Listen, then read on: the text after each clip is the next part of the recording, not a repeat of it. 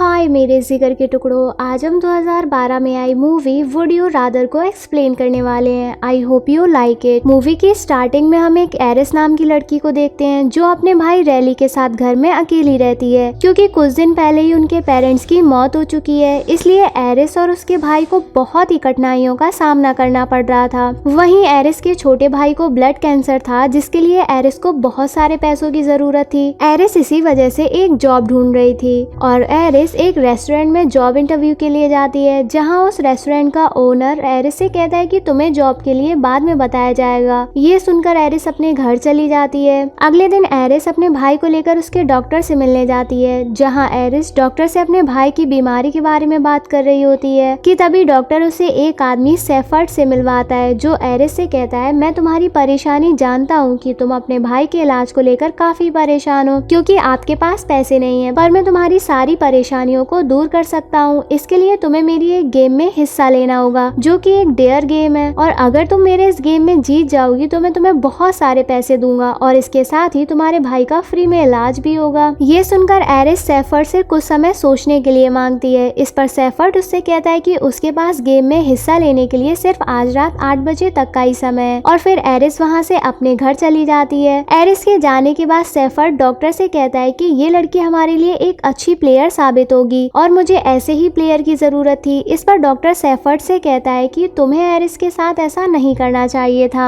आगे एरिस जब घर पहुंचती है तभी उसे उस रेस्टोरेंट के ओनर की कॉल आती है, जो उससे कहता है कि आपको जॉब के लिए रिजेक्ट कर दिया गया है। इससे एरिस काफी परेशान हो जाती है और जब एरिस के पास कोई दूसरा रास्ता नहीं बचता है तब एरिस सेफर्ड को कॉल करके कहती है कि वो उसके गेम में हिस्सा लेने के लिए तैयार है। इसके बाद एरिस अपने भाई के पास जाती है और उसे अपने दोस्त के घर पार्टी का बहाना देकर सेफर्ड के घर पहुंचती है, जहां हमें 8 और लोगों को दिखाया जाता है जो कि उसे डेयर गेम को खेलने के लिए आए थे। वहीं एरिस को वहां ल्यूकस और कार्ल मिलते हैं, जो एरिस को बाकी सभी लोगों से मिलवाते हैं। उन्हीं लोगों में से एक बूढ़ी औरत लिंडा भी होती है, जिसका आधा शरीर पैरालाइज होता है। वो लोग आपस में बात कर ही रहे थे कि तभी सेफर्ड का बटलर वहां आ जाता है, जो इन सभी लोगों से कहता है कि सभी लोग अपना अपना फोन टेबल पर छोड़कर डिनर के लिए आ जाएं। आगे सभी लोग डिनर करने के लिए जाते हैं, जहां सेफर्ड और उसका बेटा भी होता है और उन सभी के सामने वाइन और मीट रखा जाता है। लेकिन एरिस वेजिटेरियन थी, इसलिए वो मीट को खाने से मना कर देती है। ये सुनकर सेफर्ड उससे कहता है कि अगर तुम ये मीट खा लोगी तो मैं तुम्हें $10,000 का इनाम दूंगा। ये सुनकर एरिस वो मीट खाने लगती है। इस पर सेफर्ड एरिस पर हंसने लगता है और कहता है कि जिसने अपनी पूरी लाइफ में मीट नहीं खाया वो आज पैसों के लिए मीट खा रही है। इस दौरान हम समझ जाते हैं कि सेफर्ड इन्हें पैसों का लालच देकर काफी अजीब काम करवाने वाला है। और फिर हम वहाँ मौजूद एक बिजनेसमैन कॉनवे को देखते हैं, जिसे सेफर्ड वाइन पीने के लिए बोलता है, पर वो वाइन नहीं पीता है। वो सेफर्ड से कहता है कि नशे की वजह से मेरी लाइफ बर्बाद हो गई, जिसकी वजह से मेरा पैसा डूब गया। तो सेफर्ड उसे भी $10,000 देने के लिए बोलता है, लेकिन फिर भी कॉनवे वाइन नहीं पीता है। तो सेफर्ड उससे कहता है कि मैं तुम्हें 10,000 की जगह $50,000 दूंगा, पर तुम्हें इसके लिए पूरी वाइन पीनी होगी। इतने पैसे देकर कॉनवे वाइन की पूरी बोतल गटक जाता है। ये देखकर सेफर्ड काफी खुश होता है कि मैं इन सभी लोगों को आराम से कंट्रोल कर सकता हूँ। आगे डिनर खत्म होने के बाद सेफर्ड सभी को उस गेम के बारे में बताने लगता है, जिसका नाम वुड यू रादर होता है। यहाँ सेफर्ड सभी को बताता है कि इस गेम में सभी को 2 ऑप्शन दिए जाएंगे, जिनमें से आप सभी को एक ऑप्शन चूज करना होगा। इस गेम के सारे टास्क पूरे करने के बाद जो आखिरी में बच जाएगा वही इस गेम का विनर होगा। तभी उनमें से एक आदमी सेफर्ड से पूछता है कि इस गेम में लोग आउट कैसे होंगे। तो सेफर्ड उन्हें बताता है कि जो भी 30 सेकंड के अंदर रिप्लाई नहीं देगा वो इस गेम से आउट हो जाएगा। और फिर सेफर्ड सभी से कहता है कि जिसे भी ये गेम नहीं खेलना हो वो अभी गेम छोड़कर जा सकता है। तभी बिजनेसमैन कॉनवे वहाँ से अपना पैसा लेकर जाने लगता है, लेकिन वो सभी लोगों को बैठा हुआ देखकर फिर से बैठ जाता है। इसके बाद सभी लोग गेम खेलने के लिए तैयार हो जाते हैं और फिर सेफर्ड गेम का पहला टास्क शुरू करता है, जिसमें सेफर्ड अपने बटलर से एक इलेक्ट्रिक शॉक मशीन मंगवाता है और सभी को बताता है कि इस मशीन से जेल में बंद कैदियों को इलेक्ट्रिक शॉक दिया जाता था ताकि वो अपना जुर्म स्वीकार कर ले। सेफर्ड की ये बात सुनकर कॉनवे वहाँ से जाने लगता है और सेफर्ड से गेम को खेलने से मना करता है। तो सेफर्ड उससे कहता है कि तुम पहले जा सकते थे, पर अब गेम शुरू होने के बाद तुम कहीं नहीं जा सकते हो। तो कॉनवे जबरदस्ती वहाँ से जाने की कोशिश करने लगता है, तो सेफर्ड उसे गोली मार देता है, क्योंकि अब ये गेम शुरू हो चुका था, इसलिए अब गेम को बीच में छोड़कर कोई नहीं जा सकता था। अब ये देखकर वहाँ पर मौजूद सभी लोग काफी डर जाते हैं और वापस अपनी अपनी जगह पर बैठ जाते हैं। इसके बाद कार्ल और एमी के सर पर इलेक्ट्रिक बेल्ट लगा दी जाती है और फिर कार्ल से पूछा जाता है कि तुम दोनों में से किसे शॉक दिया जाए। यहाँ कार्ल एक अच्छा आदमी था, इसलिए वो खुद को शॉक लगाने के लिए बोलता है। इस पर उसे शॉक दे दिया जाता है। अब अगली बारी में उस बूढ़ी औरत लिंडा और एमी के सर पर बेल्ट बांध दी जाती है और इस बार एमी से पूछा जाता है कि तुम दोनों में से किसे शॉक दिया जाए। तो एमी उस बूढ़ी औरत और लिंडा को शॉक लगाने के लिए बोल देती है। इस पर लिंडा को शॉक दिया जाता है। इसी तरह बारी बारी से वो सब एक दूसरे को इलेक्ट्रिक शॉक देने लगते हैं, लेकिन ल्यूकस को 2 बार इलेक्ट्रिक शॉक लेना पड़ता है क्योंकि वो एक अच्छा आदमी होता है, इसलिए उसने एरिस को बचाने के लिए खुद पर इलेक्ट्रिक शॉक ले लिया था।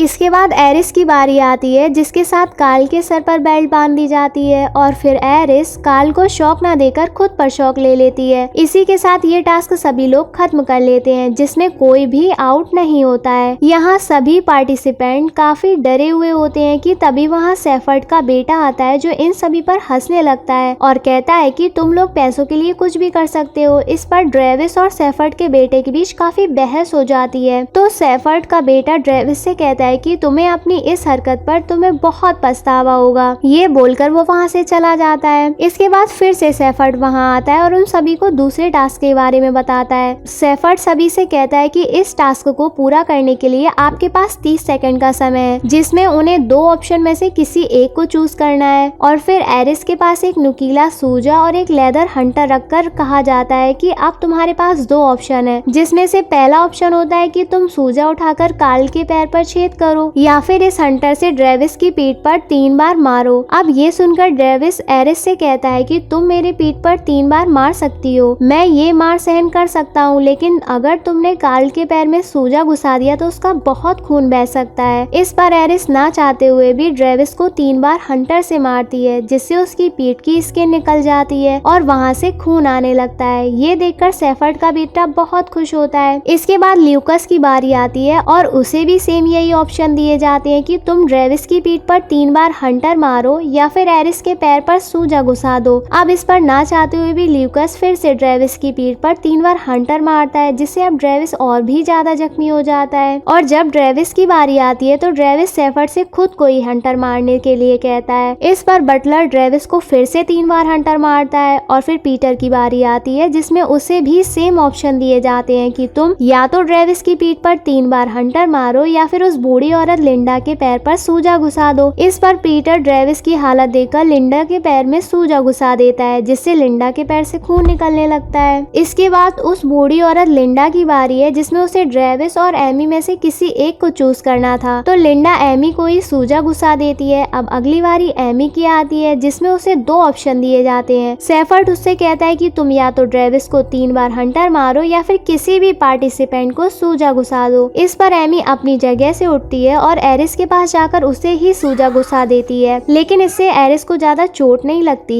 तभी पीटर कहता है कि लिंडा काफी समय से शांत बैठी है और ना ही कुछ बोल रही है। इस पर वो लोग लिंडा को चेक करते हैं तो उन्हें मालूम होता है कि लिंडा मर चुकी है। इसके बाद लिंडा की डेड बॉडी को वहाँ से हटा दिया जाता है। वहीं अगली बारी होती है कार्ल की, जिसमें उसे भी यही सेम ऑप्शन दिए जाते हैं कि तुम्हें ल्यूकस के पैर पर सूजा घुसाना होगा या फिर ड्रेविस की पीठ पर 3 बार हंटर से मारो। तो कार्ल ड्रेविस को 3 बार हंटर मारता है, जिसमें ड्रेविस वहीं दम तोड़ देता है। इसके बाद सेफर्ड और बटलर अगले टास्क के लिए अंदर जाते हैं। तभी ल्यूकस की नजर खुले हुए दरवाजे पर पड़ती है। इस पर वो सब गार्ड्स पर अटैक करके वहाँ से भागने की कोशिश करते हैं, जिसमें एरिस वहाँ से निकलने में कामयाब हो जाती है। लेकिन तभी सेफर्ड कार्ल को गोली मारकर ढेर कर देता है और फिर सेफर्ड अपने सभी गार्ड से कहता है कि जल्दी से उन सभी को पकड़ के वापस लाओ। इधर एरिस जब वहाँ से निकलने के लिए बाहर जाती है तो वहाँ के सारे दरवाजे बंद होते हैं। तभी सेफर्ड का बेटा एरिस के पास आ जाता है, जो उसे टॉर्चर करने लगता है, लेकिन मौका पाकर एरिस उसके पैर में सूजा घुसा देती है, जिससे वो जख्मी होकर वहीं गिर जाता है। तभी वहाँ वही डॉक्टर गन लेकर आ जाता है, जिसने एरिस को सेफर्ड से मिलवाया था। दरअसल वो एरिस को बचाकर अपनी गलती सुधारना चाहता था और तभी बटलर उसे गोली मार देता है और फिर बटलर एरिस को फिर से उसी रूम में ले जाता है। इसके बाद बाकी बचे हुए लोगों के लिए सेफर्ड आखिरी टास्क शुरू करता है, जिसमें सेफर्ड का आदमी एक पानी से भरा हुआ ड्रम लेकर आता है और फिर सेफर्ड इन सभी को आखिरी टास्क के बारे में बताता है, जिसमें वो पीटर से कहता है कि तुम्हारे पास 2 ऑप्शन है, जिसमें पहला ये कि तुम्हें इस ड्रम में 2 मिनट तक सांस रोककर रहना होगा या फिर अपने सामने पड़ी पर्ची को चूज कर लो। इस पर पीटर उस पर्ची को चूज करता है जिसे खोलने पर उसमें एक पटाखे का इमेज बना होता है। ये देखकर सेफर्ड उससे कहता है कि तुम्हारे हाथ में एक पटाखा रखा जाएगा जिसे तुम्हें अपने हाथ पर ही फोड़ना होगा। ये सुनकर पीटर थोड़ा खुश हो जाता है क्योंकि उसे लगता है कि ये तो एक छोटी सी टास्क है। लेकिन जब पटाखा उसके सामने लाया जाता है तब वो देखता है कि वो कोई पटाखा नहीं बल्कि एक बॉम्ब है और फिर पटाखे को पीटर के हाथ के साथ टेप किया जाता है। इसके बाद पीटर उसे ब्लास्ट कर देता है जिससे उस बॉम्ब के साथ पीटर का हाथ भी उड़ जाता है और दर्द की वजह से उसकी मौत हो जाती है। इसके बाद सेफर्ड के गार्ड पीटर की डेड बॉडी को वहां से लेकर चले जाते हैं। आगे ल्यूकस की बारी आती है तो सेफर्ड उसे भी यहाँ ऑप्शन चूज करने के लिए कहता है। इस पर ल्यूकस अपने सामने पड़ी हुई पर्ची को चूज करता है जिसे खोलने पर उसमें आंखों का इमेज बना होता है। तभी सेफर्ड ल्यूकस से कहता है कि तुम्हें अपनी एक आंख पर ब्लेड से कट लगाना होगा। ये सुनकर ल्यूकस बहुत दुखी होता है लेकिन ना चाहते हुए भी ल्यूकस को अपनी आंख पर कट लगाना पड़ता है। इसके बाद अब एरिस की बारी आती है तो सेफर्ड सेम यही ऑप्शन चूज करने के लिए कहता है तो एरिस ड्रम वाला ऑप्शन चूज करती है और फिर बटलर एरिस का सर पकड़कर उस ड्रम में डुबा देता है। वहीं एरिस जैसे ही पानी के अंदर मुंह डालती है तो उसके सामने अपने भाई का चेहरा आने लगता है। इस पर एरिस सोचने लगती है कि वो ये सब अपने भाई की खुशी के लिए कर रही है। तभी टाइम खत्म हो जाता है और एरिस ये टास्क जीत जाती है और फिर एमी की बारी आती है जिससे सेफर्ड सेम ऑप्शन चूज करने के लिए कहता है।